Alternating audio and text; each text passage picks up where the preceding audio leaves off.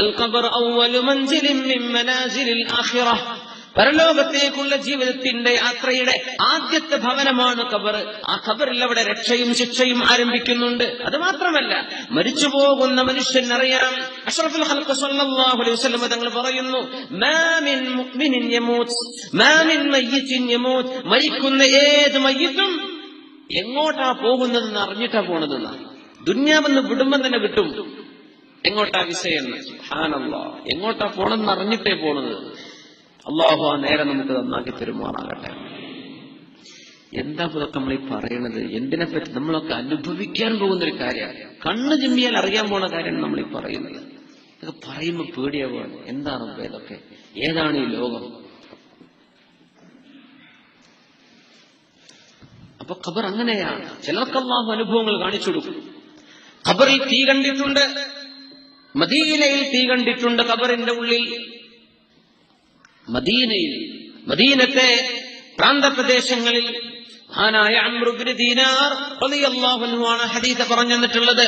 മദീനയിൽ ഒരാൾ തന്റെ സഹോദരി അവര് അസുഖമായി കിടന്നപ്പോ സന്ദർശിക്കാൻ വേണ്ടി ചെന്നു. രോഗബാധിതയാണ്. സന്ദർശിക്കാൻ ചെന്നു. ആ അസുഖത്തിൽ ആ പെണ്ണ് മരിച്ചു. അവരെ മറവ് ചെയ്തു, കഫൻ ചെയ്തു, നിസ്കരിച്ചു, മറവ് ചെയ്ത് തിരിച്ചു പോന്ന് വീട്ടിലേക്കെത്തി. തന്റെ ഒരു സഹോദരി, തന്റെ ഒരു ഉഖ്തുൻ ഫീ നാഹിയത്തിൽ മദീന, മദീനയിൽ തന്നെ താമസിക്കുന്ന അദ്ദേഹത്തിന്റെ സഹോദരി. അങ്ങനെ വീട്ടിലെത്തിയപ്പോഴാണ് അറിഞ്ഞത്, പടച്ചോനെ, എന്റെ ഒരു കീസ് ആ ഖബറിൽ വീണ് പോയിട്ടുണ്ട്. എന്ന് പറഞ്ഞ പേഴ്സ് കൊഴിഞ്ഞാടിയിട്ടുണ്ട്, മൊബൈൽ വീണിട്ടുണ്ട്, ഒന്ന് എടുക്കണം. എന്റെ ഒരു കീസ് കൊഴിഞ്ഞു പോയിട്ടുണ്ടല്ലോ പടച്ചോനെ, എന്ത് ചെയ്യും? വളരെ വിലപ്പെട്ട അദ്ദേഹത്തിന് ആവശ്യമുള്ളൊരു സാധനം. അങ്ങനെ ദറൂറത്ത് വന്ന സമയം ഉലമാ അത് ഇബാഹത്ത് ചെയ്യും. അദ്ദേഹത്തിന് അത്രക്ക് വിലപ്പെട്ട ഒരു സംഗതിയാണ്. അങ്ങനെ ഫസ്തആന ബിറജുലിൻ മിൻ അസ്ഹാബിഹി, തന്റെ ഒരു കൂട്ടുകാരനെ കൊണ്ടുപോയി ആ ഖബർ തുറന്ന് തന്റെ നഷ്ടപ്പെട്ടു പോയ കീസ് എടുക്കാൻ ഖബർ തുറന്നപ്പോൾ ഖബർ തുറന്ന മനുഷ്യൻ പറഞ്ഞു തന്റെ സുഹൃത്തിനോട്, തനഹ. ഈ സുഹൃത്ത് തുറന്ന ആളോട് ഈ സഹോദരൻ, പെണ്ണിന്റെ സഹോദരൻ പറഞ്ഞു, ഒന്ന് മാറി നിൽക്ക്, എന്റെ സഹോദരിയുടെ അവസ്ഥ എന്താണെന്ന് ഞാനൊന്ന് കാണട്ടെ. അങ്ങനെ ഖബറിന്റെ കല്ല് ഒന്നിങ്ങനെ അടർത്തിയെടുത്തപ്പോൾ ഫഇദൽ ഖബറു മുസ്തഇലുൻ നാറാ, ഖബറിന്റെ ഉള്ളിൽ തീജ്വാലകൾ ജ്വലിച്ചുകൊണ്ടിരിക്കുന്നത് ഈ മനുഷ്യൻ കണ്ടു. എന്നെ തന്നെ ഖബറുടെ മൂടി തീജ്വാലകൾ. ആരും അവിടെ കെരോസിൻ ഒഴിച്ചു പോയിട്ടില്ല, പെട്രോൾ ഒഴിച്ചു പോയതല്ല, കത്താണ്. ഖബറിന്റെ ഉള്ളിൽ കച്ചല് കണ്ടപ്പോൾ ഖബർ മൂടി വെച്ചു.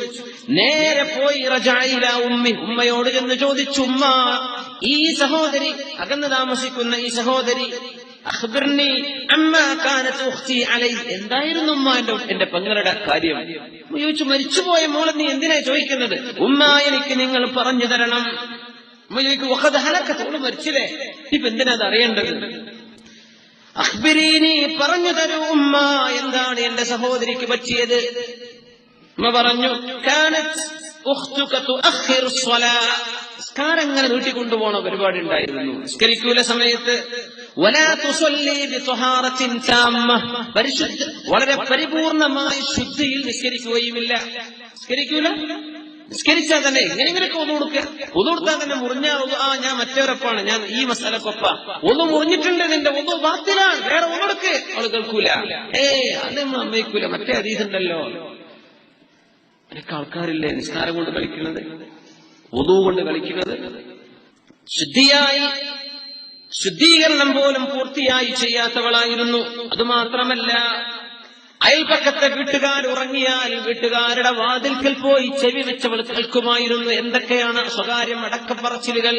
എന്നിട്ടത് അയൽ വീട്ടുകാർക്ക് പറഞ്ഞ് ഏഷണയും പറഞ്ഞ് നടക്കുന്ന സ്വഭാവം നിന്റെ പെങ്ങൾക്കുണ്ടായിരുന്നുവെന്ന് പറഞ്ഞു കൊടുക്കുന്നു. സുബ്ഹാനല്ലാഹ്. അപ്പോഴാ പറഞ്ഞത് എങ്കിലും ഉമ്മ, സഹോദരിക്ക് അല്ലാഹു തആല ശിക്ഷ കൊടുക്കുന്നത് എന്റെ കണ്ണുകൊണ്ട് ഞാൻ കണ്ടു. ഗഫറല്ലാഹു ലഹ, അല്ലാഹു അവൾക്ക് പുറത്തു കൊടുക്കട്ടെ എന്ന് സഹോദരൻ പ്രാർത്ഥിച്ചുകൊണ്ടിരിക്കുകയാണ്. ചില സംഭവങ്ങൾ അല്ലാഹു കാണിച്ചു കൊടുക്കുകയാണ്. എല്ലാ ഖബറിനും കിട്ടൂല.